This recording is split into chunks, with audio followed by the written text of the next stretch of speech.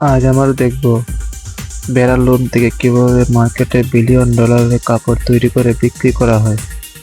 বিশ্বের বিভিন্ন দেশে ভেড়ার লোম থেকে কাপড় তৈরি করা হলেও অস্ট্রেলিয়া তার মধ্যে অন্যতম। এখানে উন্নত জাতের লোম উৎপাদনকারী ভেড়া পালন করা হয়। অস্ট্রেলিয়াতে বড় বড় মাঠে ভেড়ার খামার তৈরি করা হয়। তারপর এখানে একসাথে অনেকগুলো ভেড়া পালন করা হয়। খোলা মাঠে ঘাস খাওয়ানো হয় বলে খরচও অনেক কম হয়। প্রথম অবস্থায় 6 থেকে 12 মাস হলে ভেড়ার লোম কাটা হয়। তারপর সাধারণত বছরে একবার লোম কাটা হয়। কিছু জাতের ভেড়া বছরে 2বার লোম কাটা হয়। খামারে ভেড়ার লোম কাটার জন্য প্রথমে ভেড়াগুলোকে একটা জায়গায় আনা হয়। যারা ভেড়ার লোম কাটে তাদেরকে শিয়ারা বলা হয়।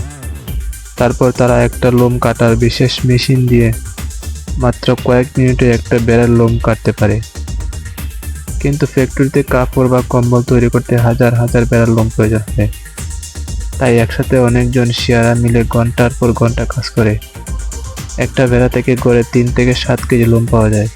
কিন্তু ফ্যাক্টরিতে লোম এত প্রয়োজন যে তারা একটা ভেড়ার লোম কাটতে সময় পান মাত্র 2 থেকে 3 মিনিট। লোম কাটার পর এগুলোকে বড় গাড়িতে করে ফ্যাক্টরিতে পাঠানো হয়। ফ্যাক্টরিতে নিয়ে যাওয়ার পর এগুলোকে ভালো করে পরিষ্কার করতে হয়। কাঁচা লোম সরাসরি ব্যবহার করা যায় না, কারণ এগুলোতে থাকে ময়লা আবর্জনা এবং পোকামাকড়। এজন্য এদেরকে পরিষ্কার করা জরুরি। পরিষ্কার করার জন্য প্রথমে বড় একটা জায়গায় গরম পানিতে এগুলো রাখা হয়। এখানে পানিতে ডিটারজেন্ট পাউডার মেশানো হয়। এখানে লোমগুলোকে কয়েক ধাপে ধোয়া হয়। প্রথম ধাপে লোম থেকে ধুলাবালি ছাড়ানো হয়। তারপরের ধাপে লোম থেকে তেল আর চর্বি দূর করা হয়। আর সবশেষে লোমকে জীবাণুমুক্ত করা হয়। তারপর লোমগুলোকে শুকানো হয়। একটা বড় মেশিনের ট্যাঙ্কে ঢোকানো হয়। এই ট্যাঙ্কে গরম বাতাস দেওয়া হয়, আর এর ভিতরে পাকা গরম বাতাসকে পুরো ট্যাঙ্কে ছড়িয়ে দেয়। ফলে লোমগুলো খুব তাড়াতাড়ি শুকিয়ে যায়। লোমগুলোকে ধোয়ার পরে এতটা নরম হয়ে যায় যে দেখলে মনে হবে তুলতুলা। এবার এগুলোকে কারখানায় নিয়ে যাওয়া হয়, আবার পরীক্ষা করা হয়। কারখানার লোকেরা দেখে এগুলোতে কোনো জীবাণু আছে কিনা বা অন্য কোনো কালার কোনো কিছু আছে কিনা। তারপরে এগুলোকে সরিয়ে দেওয়া হয়।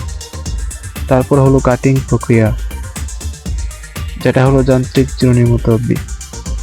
বিশাল মেশিনের ভিতরে অসংখ্য সূক্ষ্ম দাঁতের রোলার থাকে, যেগুলো উচ্চ গতিতে ঘুরে লোমের জট ছাড়িয়ে লোমগুলোকে সোজা করে। এই প্রক্রিয়া লোম থেকে ছোট ছোট দলা দূর হয় এবং আঁশগুলো একদিকে সাজানো থাকে। কার্ডিং শেষে লোমগুলোকে দেখতে খুব মিশন ও সমান হয়, যা পরবর্তী ধাপের জন্য তৈরি হয়। তারপর শুরু হয় সুতা তৈরির কাজ। সুতা তৈরি করার জন্য লোমগুলোকে আরেকটা বিশেষ মেশিনে পাঠানো হয়। এ প্রক্রিয়া লোমগুলোকে একসাথে পাকিয়ে মজবুত সুতা তৈরি করা হয়। বড় বড় ফ্যাক্টরিতে একসাথে অনেকগুলো মেশিন চালিয়ে হাজার হাজার সুতা তৈরি করা হয়। কিন্তু ফ্যাক্টরিতে সরাসরি এই সুতা দিয়ে কাপড় তৈরি করা যায় না। এগুলোকে ভালো করে গুটিয়ে নিতে হয়। তারপর শুরু হয় কাপড় তৈরি করা। কাপড় তৈরি করার জন্য সুতাগুলোকে 2 দিকে সাজানো হয়, একটা লম্বা করে আর একটা আড়াআড়ি ভাবে। লম্বা সুতাটাকে বলে টানা, আর আড়াআড়ি সুতাটাকে বলে পুরেন। টানা কাপড়টাকে ধরে রেখে আর পুরেন দিয়ে ডিজাইন তৈরি করা হয়। টানা তৈরি হয়ে গেলে এটাকে তাতে তাতে বসানো হয়। প্রতিটি টানা সুতা এক একটা ছিদ্র দিয়ে যায়, আর এই ছিদ্রগুলো ওঠানামা করে পুরানের জন্য জায়গা করে দেয়। নতুন কাপড় তৈরি করতে এই কাজটা হাতে করতে হয়, আর তাতে তৈরি করতে 1 দিনেরও বেশি সময় লেগে যায়। কাপড় তৈরি হয়ে গেলে এটাকে আবার ভালো করে দেখা হয় কোনো ভুল হয়েছে কিনা। যদি কোনো সমস্যা থাকে সেটাকে ঠিক করা হয়। তারপর কাপড়গুলোকে ওয়াশিং মেশিনে নেওয়া হয়। সেখানে কাপড়গুলোকে গরম পানি দিয়ে ধোয়া হয়।